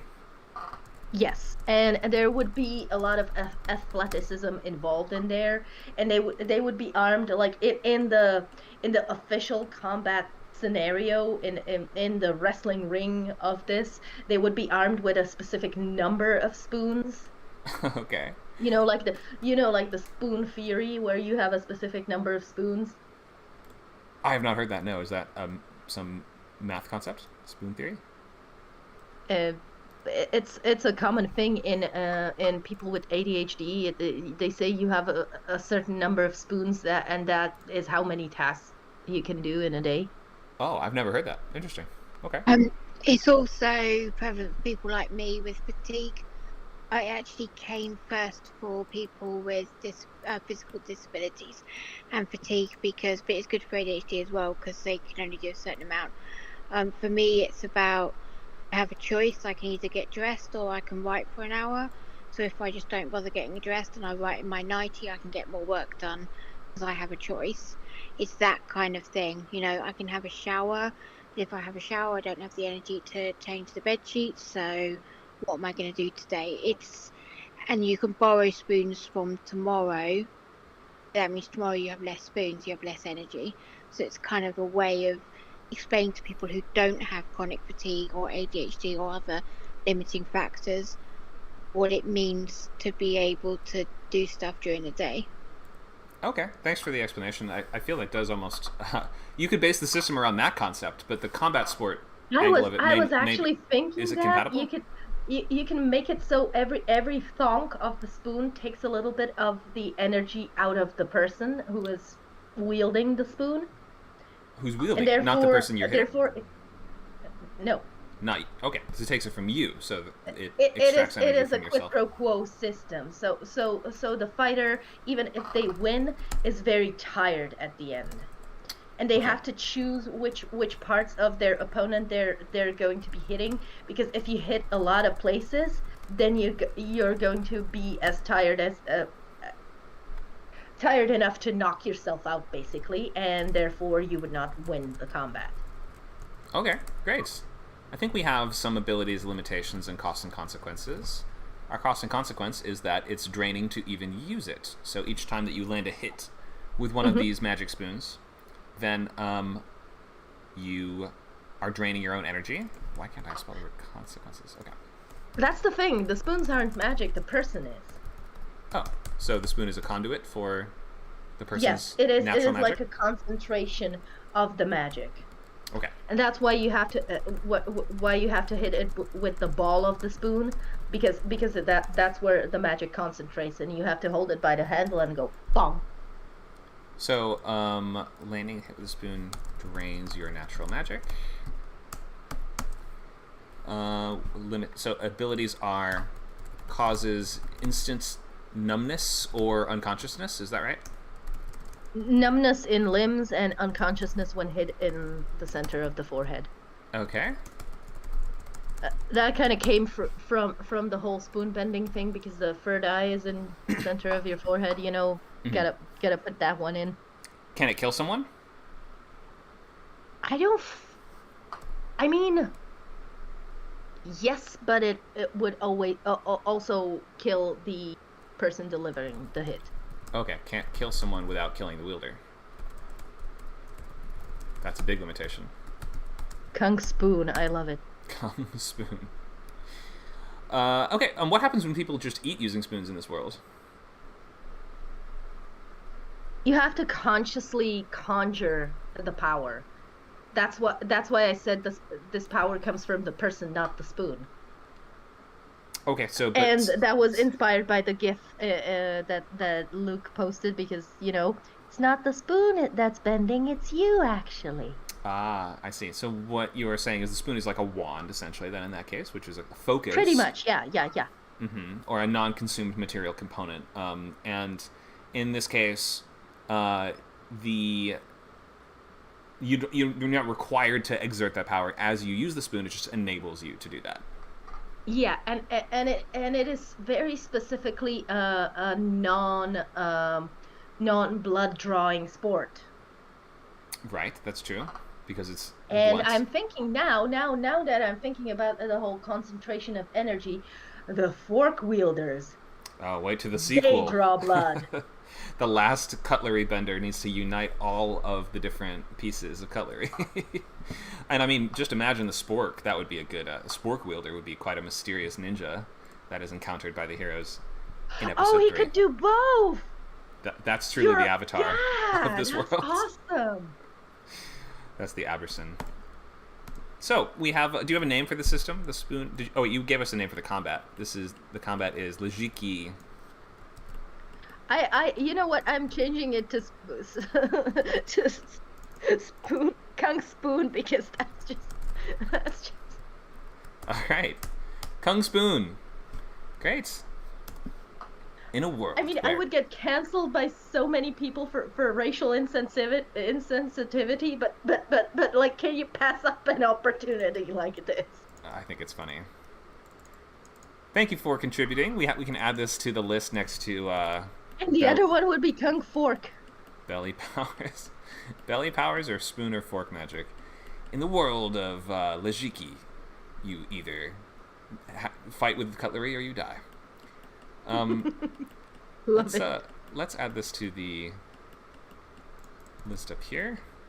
We're gonna make a definitive. We're gonna make us the WordCamp role-playing tabletop role-playing game based on only these powers. Abilities, limitations. There we go. I'm taking Kung Spoon to my next D&D campaign. That one's mine. It's all yours. Thank you for making this system with us, Eden. Thank you for having me. We've got a couple more hands raised. Michelle. Hey, how are y'all doing? Hey, Michelle, doing good. Good. Do you want to pick an object from the list? If you scroll up in the chat, you'll see a bunch of objects people posted. Well, okay, can I pick something of mine? Sure. Okay, well, I like stairs. I also like, let's see, what else did I pick? I think I had a scarf. Keys. I like stairs and keys. Which one? Let's Can pick I one. have? Oh, I have to pick one. Mm-hmm. Well, I'm gonna say stairs because that may make things more challenging because not every place has stairs. Yeah, I like this. A stairs-based system sounds very cool. Let's get into it. Okay. Okay. Right. So go ahead. Or do you want me to say something? So either you can just give me all your thoughts and brainstorming right off the bat, or I can ask you questions. However you'd prefer to do it. Go ahead and ask me questions. Okay, so when you hear stairs-based magic system, what immediately comes to your head? Like, just do you see any people using stairs to travel through time, or to go, going up the stairs means you advance through time, going downstairs makes you go backwards, something like that? Does any kind of effect or like cool thing just jump to mind? That's why I was thinking going up stairs means to go forward in time, but not like, moving through time like we normally do, but you can like skip a minute, skip a day, skip an hours, skip years. So maybe like one skip a stair means to skip a day. So you maybe can't go through minutes, but you could skip a day, which might be more beneficial, and skip 2 stairs means to skip 2 days, but I don't know how most people, unless they're really tall, can skip like a week, Right. I did have a brother-in-law who was 6'8", and he could literally, our stairs were literally 28 stairs, and he could go up the stairs in 2 steps. Okay, yeah, so maybe if we're thinking that it's a way to move forwards or backwards in time, then somebody could go faster or slower, depending on how many stairs they wanted to jump over. Any other things it could do besides... Oh, go ahead. Or you could jump. Like I was a gymnast. I'm 4'9", and a standing jump, I could literally jump 6 feet because I was very powerful. And I could literally jump from the top of my stairs almost to the bottom, and my mother used to get on me about that. You're going to kill yourself. No, I'm not, Mom. Watch me do a cartwheel down the stairs. Like, no, don't do that. But if you're really tall, like my former brother-in-law, that he died.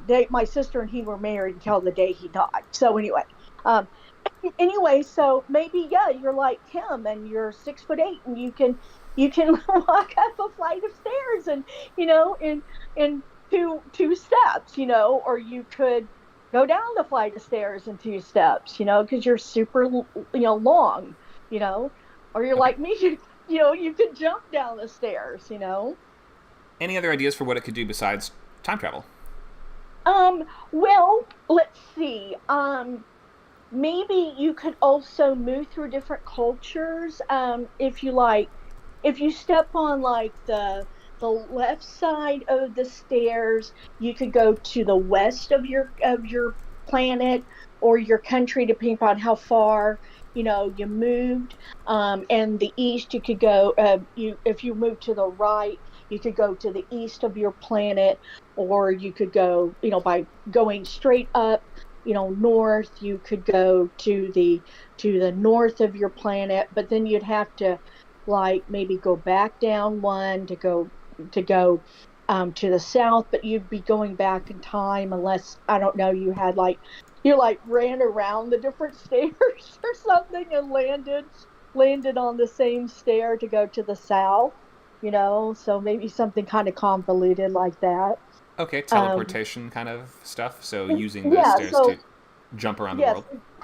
Yeah, but you would have to maybe if you intentionally ran around the different stairs to go to at the same time, if you but you wanted to go to the south of your planet, let's say in our planet you wanted to go to Argentina, or Chile, then you would just have to like run around the same stair and then like decide you're going to end up on the south of that stair. So you could go to the south of the planet, or you wanted to go to Southern Africa, Okay. for example. How about getting older or younger? Well, I don't know. I'm thinking that I'm thinking that only people who have the ability to use the stairs can use it, and that you could use any staircase anywhere, but you have to use a staircase, and that since you have this ability that maybe you don't age as much, like if I had that, I might decide that I want to go back 30 years, to where I'm 30 again. Okay. So let's pick one thing. Which one do you like the best? Do you like time travel, teleportation, or the aging or getting younger thing? Well, I kind of like teleportation. We have to choose one, huh? Mm-hmm. So, okay. So I kind of like teleportation the best, because that seems like if the point of all this was to like maybe stop a criminal, or which I think would be like the best thing to do, that it might be more beneficial for you to be able to like go a week in time, or go back a week in time. Oh, wait. Okay, so let's pick one thing it can do. Are we doing teleportation, or are we doing time travel? I'm thinking, teleportation. Teleportation. Well, okay. I don't know. Let's let the group decide. Let the group decide. Okay, what do you guys think?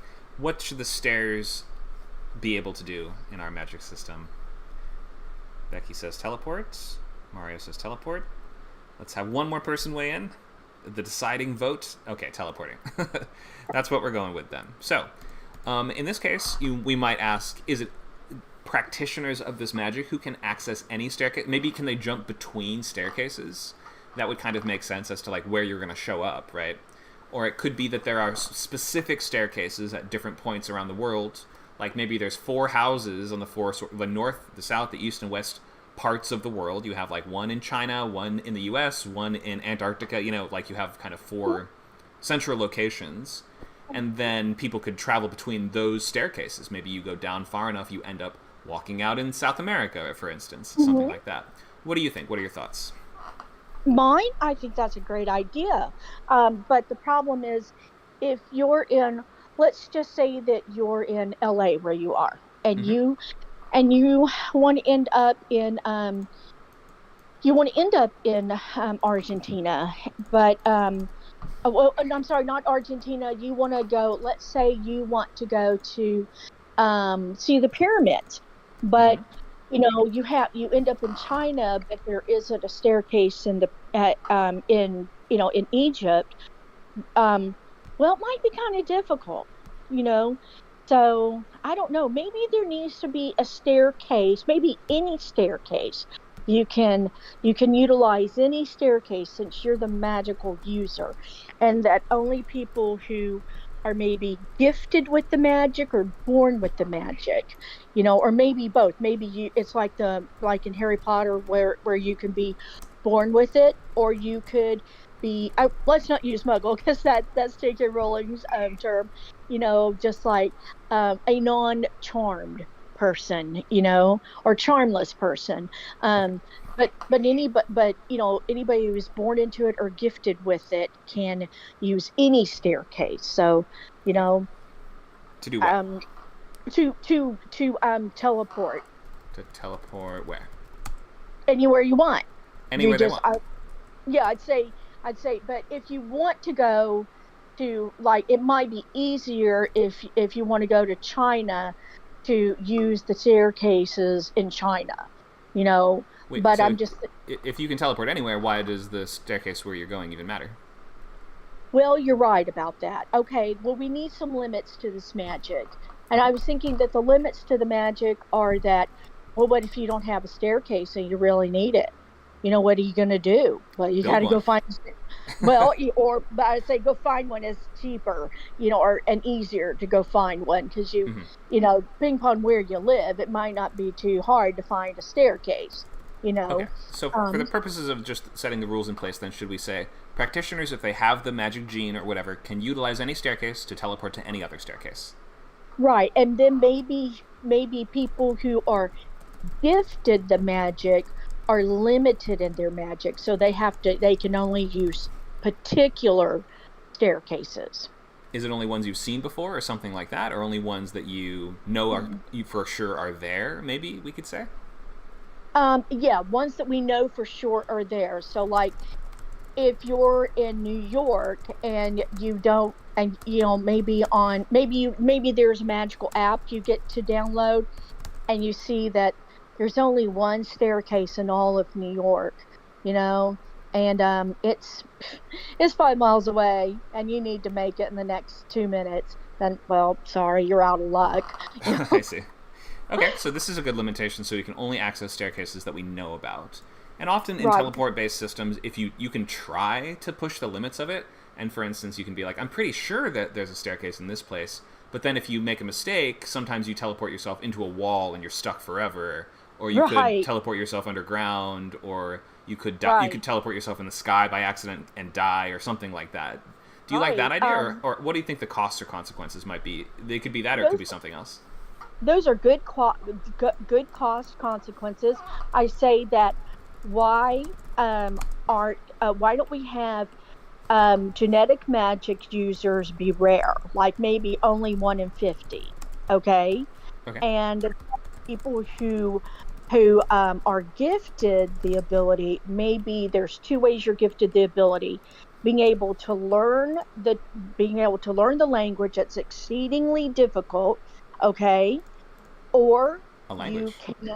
There's let's say there's a magic language you can learn that's very, very difficult, or you can maybe give a finger or a toe. Whoa, okay.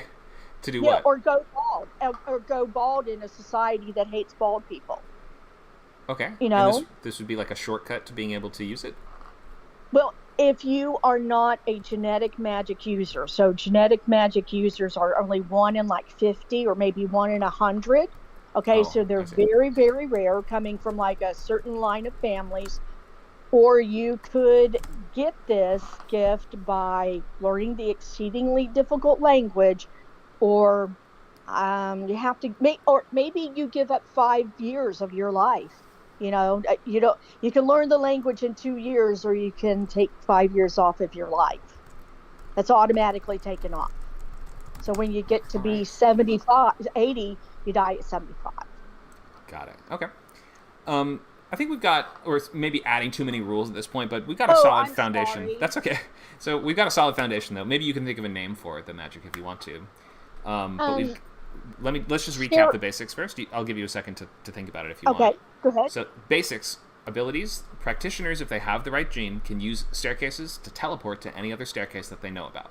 The limitations are they can only do staircases they know about, and very rarely can people actually do this. It's limited in terms of who actually has the ability to access this.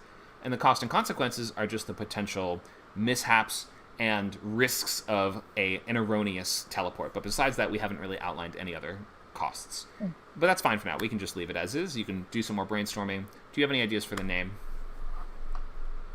Stairmancy. Stairmancy? Okay.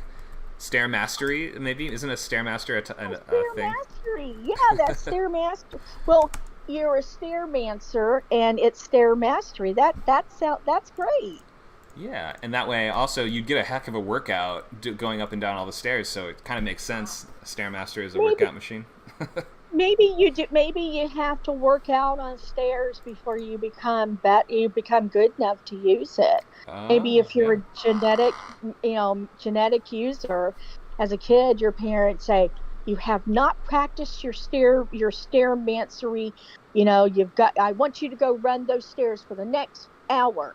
You're like, Mom, I don't want to do that. I'm so tired. That's right. You're gonna be tired because you want to be a wizard. You work out those glutes and those, like work out. Exactly. That's right. You want to be a stairmaster. That you got to work that out. Yeah. Okay. Thanks. This is super fun. Yeah, a lot of creative choices. Thank you, Michelle. You're welcome.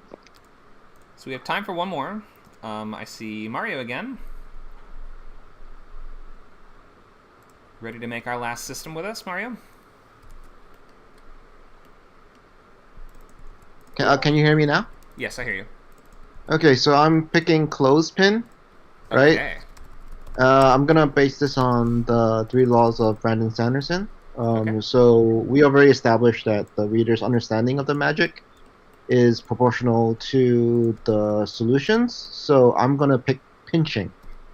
So everyone understands pinching, right? You can pinch people, you can pinch the air, but because clothespins is like cheap and stuff, right? And you need a lot of them to actually affect the kind of world. So if let's say a person can see certain spots in the air around them, and they would pinch it.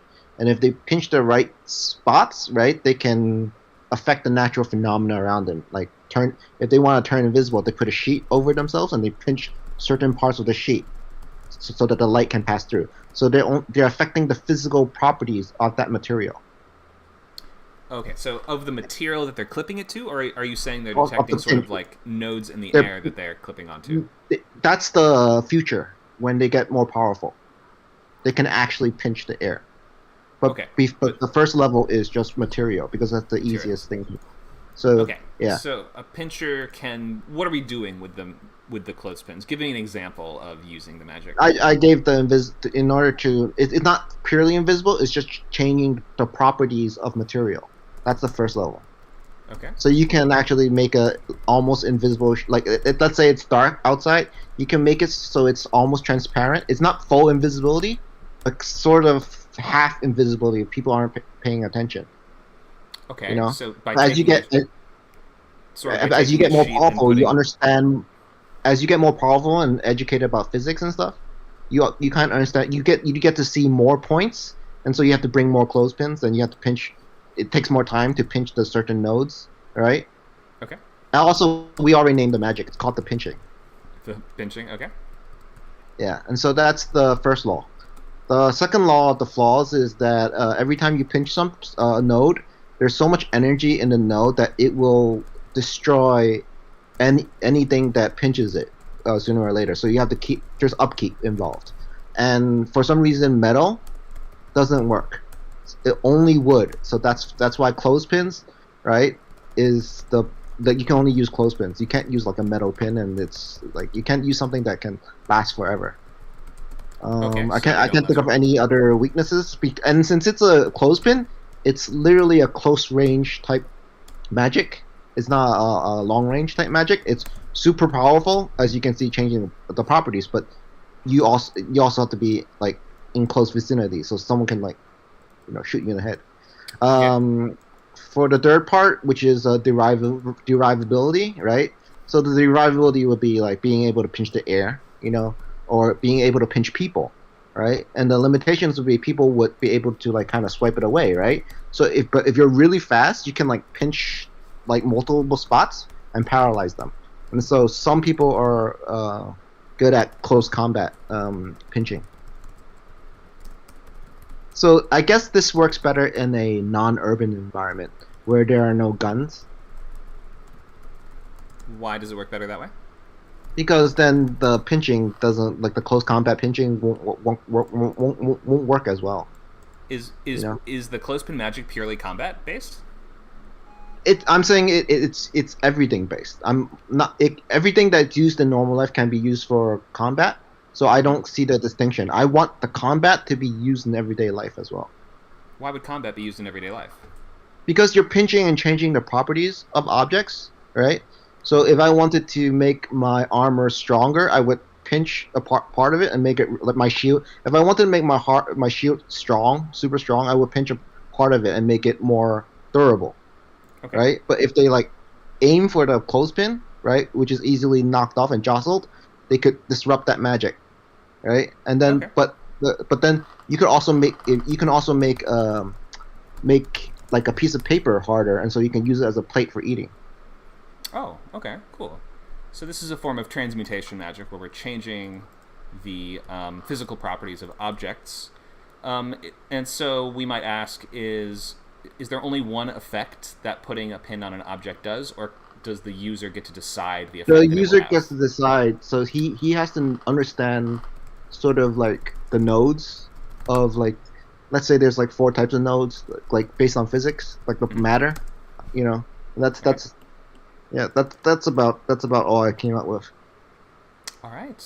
Only wood clothespins work. In order to make it simple, I think there should be 4 basic nodes that people learn first, and then it expands to like 8. But in the beginning, there should be only 3 to 4 nodes, like durableness, and then light hitting, and a dirt one would be something else. You know. Okay, let's just pick instead of saying 3 or 4, let's just say there's 4 basic nodes, and more advanced ones that can be detected with study and practice. Yeah. Maybe like the time node or something like that, right? You can make something last forever, or you can like reduce the aging of something. Those would be the sort of high-level transmutations. Decay, not aging, but decay. The decay rate, it's more based on like physics almost, the physical properties of an object. Right. Okay, and let's just pick a cost or consequence, because that's the one thing I think we haven't touched on yet. Oh, the cost of constant, like, okay, for the macro part, right? The consequence is that because this disrupts nature, there's storms that happen, right? There's a lot for macro level storms, and eventually, like, every time they use it, they weaken the fabric of the universe, and the demons are trying to get through this, right? Oh, this was why this magic was introduced into this world. As far as personal cost is concerned, right? I think I want to make the clothespins sort of. They have to be. I guess you have to pay for them. You know, there's like an inscription on them that there's a monopoly. The Three Majors family has a monopoly on it, and you have to pay for them, and it's like expensive. I don't really know about the personal costs. Okay, so there's an economic cost in that you just have to buy the special clothespins. You can't just use a regular, everyday, average, crappy one. You have to get the magic ones, I guess you're saying. In which case, yeah, it's going to be economically limited to those who can afford to participate in this magic or to practice it, because it would cost a lot. And so I guess the unique part is that the MC has found a way to get around that. Oh, get around the cost, you mean? Yeah, he has found a way to get around buying it. But the limitation would be he learns how to pinch people with his or her fingers, right?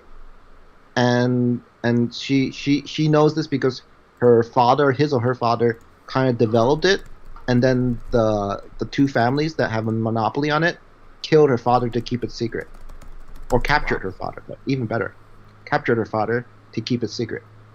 But she escaped and learned it from a manual. Yeah. Okay, so there's a family history. Your protagonist would have like a heritage, or family that created this or contributed to this in some way. Maybe that could help her or him avoid the cost by they get a bunch of free clothespins, or they inherit the factory that makes them, or something like that. Something like that. Great. So we have our abilities, we have our limitations, we have a good cost and consequence now. I think we are pretty much ready to put a pin in this one.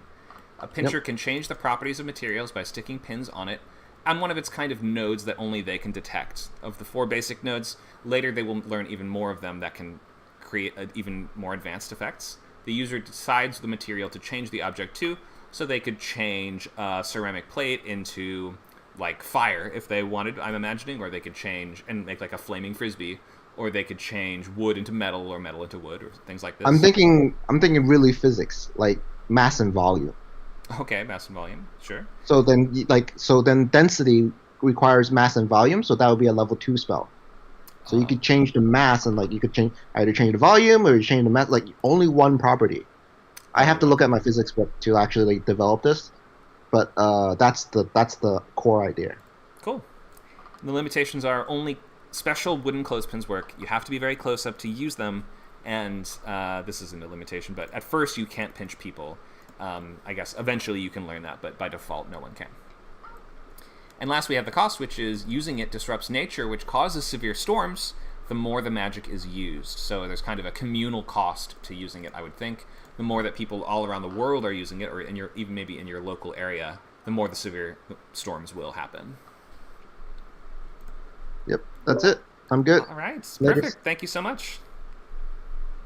That wraps us up for this magic system class today. I hope you guys could see these. Obviously, these are silly magic system ideas, but you could at least see how we could use these principles to develop more serious magic systems we'd use in our books or movies or TV shows or things like this, and how you can think of these rules and limitations not as things to get in your way, but almost as great opportunities for you to come up with interesting uses and examples of what the magic can do. Thanks for sticking around, folks. We have a list of all the classes coming up right here. Let me just leave this up for a moment. We will be having new boot camps starting end of this month, start of next month. So if you guys are looking to write a new book, pilot, or movie coming up soon, there will be classes for that. Feel free to sign up if you're interested. Scriptcamp.net. You can sign up for unlimited membership and get access to every event on every server. Thanks so much for coming by, folks. We will see you next time. And for members, for subscribers, we have lab today from 4 to 6. We'll see you guys there. Thanks a lot. Have a great day.